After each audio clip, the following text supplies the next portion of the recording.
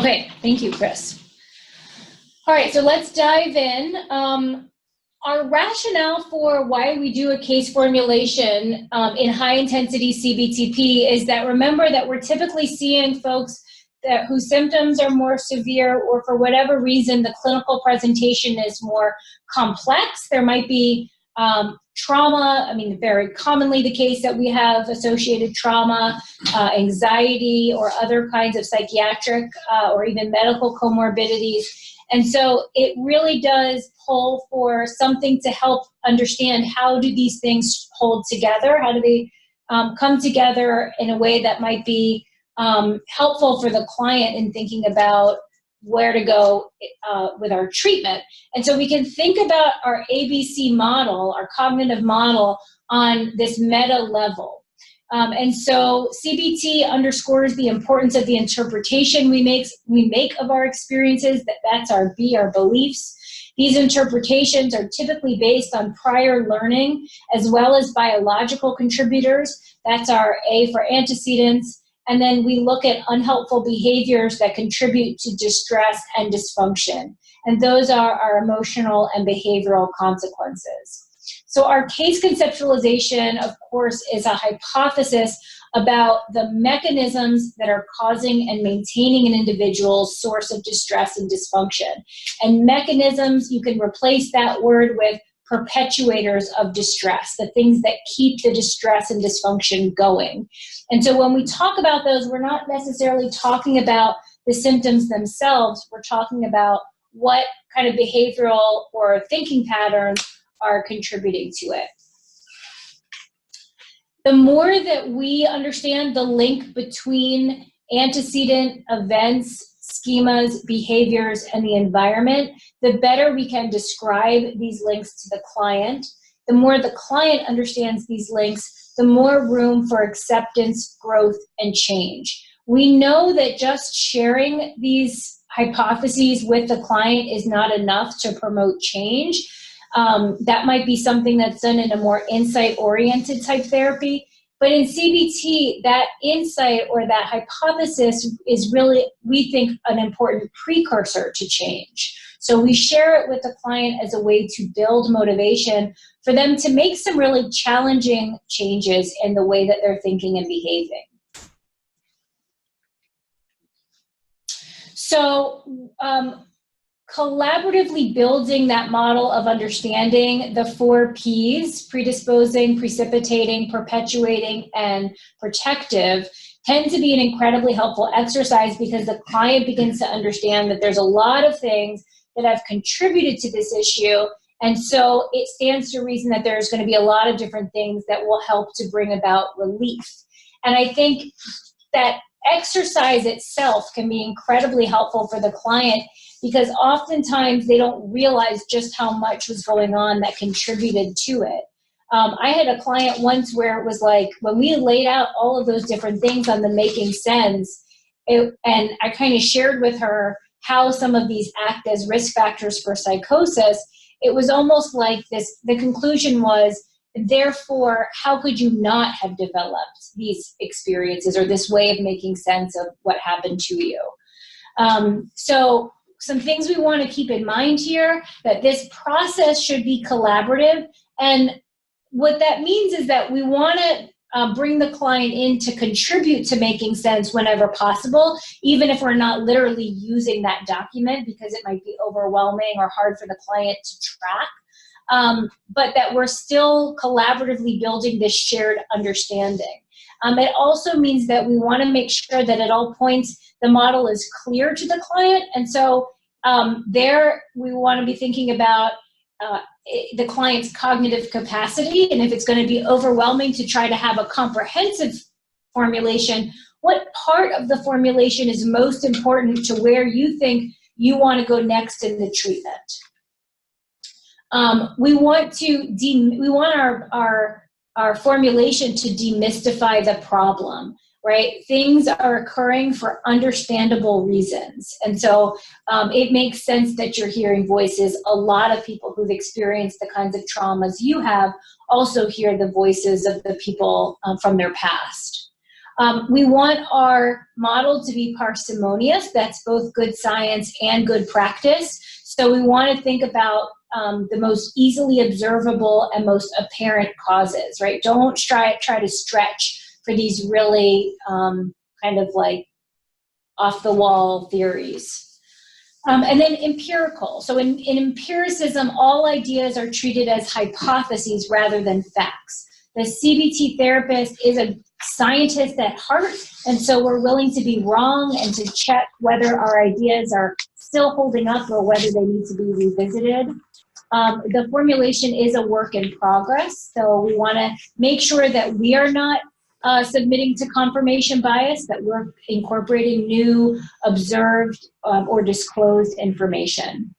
So what should you be listening for or eliciting, particularly in your early sessions? Let the 4 Ps guide your psychosocial assessment. Your predisposing factors will include things like genetic vulnerabilities, early trauma, early in utero exposure to toxins or viruses, birth, what happened, was there anything remarkable about the delivery, social disadvantage, what were they like growing up, and think about Kingdon and Turkington's subtypes of psychosis, because that can really help you start to build an internal model for the particular subtype that they might fit into. And sometimes it's not all one, right? We use Lisa as an example in the training, and she certainly has elements of sensitivity psychosis, trauma psychosis, and anxiety psychosis, and she did drugs close to the onset, so you could make a case there's some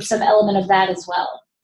Precipitating factors, you want to be thinking about within about 6 months of the onset of psychosis, acute stressors or traumas, drugs, both prescribed and recreational or illicit, physical health or head injuries, and other mental health problems as well. So remember, for Lisa, she had untreated PTSD. That was certainly a contributor as a precipitating factor. Perpetuating factors, also known as maintaining factors, include lack of income or housing, inconsistency with treatment. I will say we don't typically see symptoms here, but we could see thinking styles, right? So I listed, for example, all or nothing thinking. And that could certainly be a perpetuator, that the client has a difficulty considering alternatives or shades of gray. A learned helplessness or a hopeless response, problematic, troublesome relationships, isolation is a pretty common one, and then a small set of coping resources. And keep in mind, this is a small list that you would obviously personalize to the individual. And then some suggestions to think about our protective factors for each individual as well. And then we have to do something with these, right? So we're not just trying to fill out a worksheet here. How can you leverage protective factors in your work with that person? So if the person has strong family support, you better believe we want to make sure that that family support or multiple supports are engaged in the treatment in some way. And as I said, Kate Hardy is going to share with us some strategies for doing that. So this is our Making Sense document. I do remind you there's a lot of different worksheets out there on the market for formulations. If you find one that's just a little bit more narrow in focus, that you think would be more helpful for an individual that you're working with, then that's fine to use it. I have so far found this to be pretty handy dandy for pretty much all of my clients. Obviously, I have to make some adjustments for language with those 4 Ps. Okay, so what I thought we could do was try this out a little bit in the slides coming up. So just to kind of summarize where we're at right now, understanding the past can help to facilitate reattribution of symptoms, right? The person starts to see their symptoms and experiences in a more helpful way. But we know that predisposing and precipitating factors are immutable, right? We cannot do anything about them. And in CBT, we really want to be focused in the treatment on perpetuating factors. This is what is making things worse. So we want to understand what is happening right now that's making the symptoms or dysfunction worse. and what was happening when the symptoms were at their worst. So let's look at an example. This is a case formulation that we'll go through for Timmy, and I'm going to ask you guys to unmute yourselves. I can't actually see you right now, but just chime in out loud with your responses. So, and responses that we're looking for are which of the 4 Ps might this be? Sorry, I'm echoing now that everybody's unmuted. So if you're called in and on the computer, I think maybe if you mute one of those, it should be okay. Okay, so Timmy is a 25-year-old Black male who identifies as bisexual. He's currently homeless and an only child.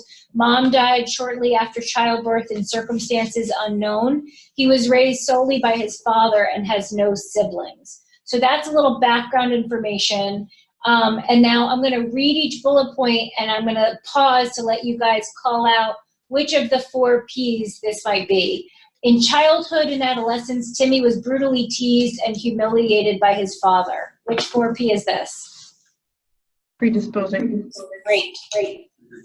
As a result, Timmy internalized the schemas, I'm inadequate, others are critical, attacking, unsupportive of me, and I probably won't amount to much. Which 4 P is this? Perpetuating.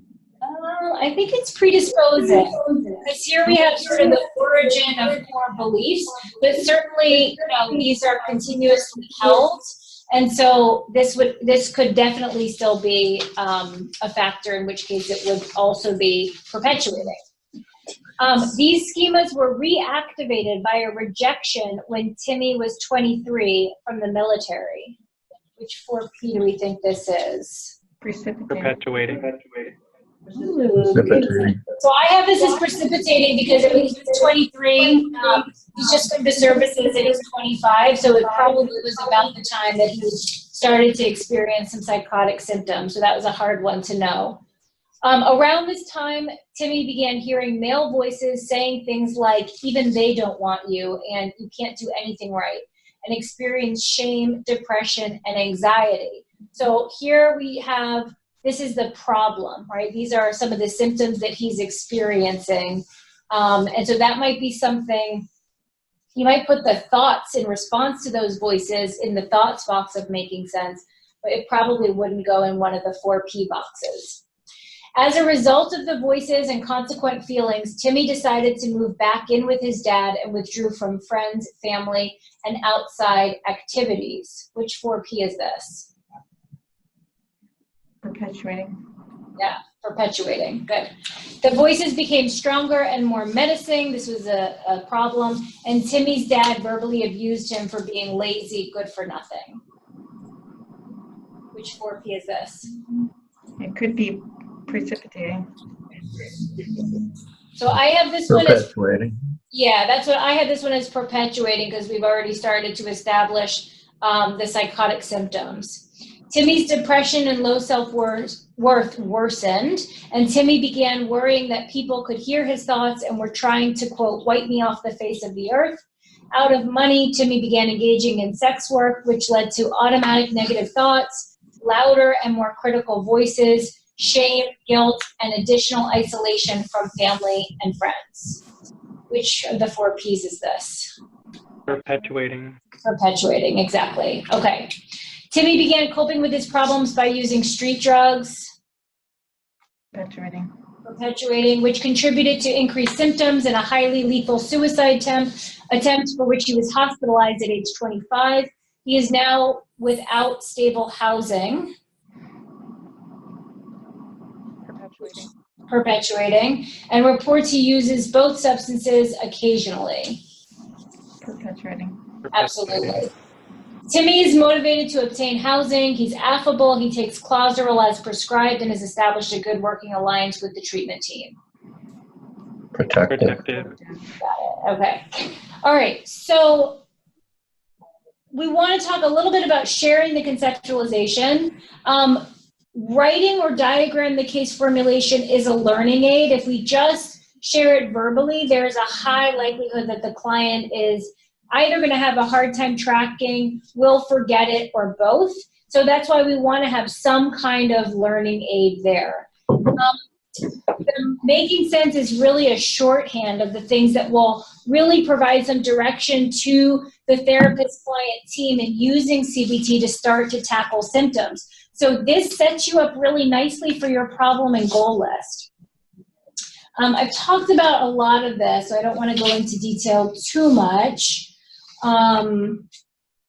Let me actually just wrap up with some final thoughts. So remember that the ultimate goal of these case formulation conversations is to promote hope, to promote a normalizing and non-blaming view of their symptoms and their diagnosis. So I often find that after I do making sense with somebody, that we can then personalize the psychoeducation, and it just goes a lot farther than some of the very general psychoeducation that we get from our worksheets. And then really, it's also intended to help build insight and motivation for the client to start to make some changes. Some resources for you guys. The last one, I have a picture of the copy of the cover, of this book, and it's one that I just acquired recently that I found to be really helpful. And Nicholas Terrier is a big contributor in the CBTP world. So I think that that's a good resource for you guys. And we'll be, actually, Chris, I know, sent out the readings in advance of our Echo Clinic today.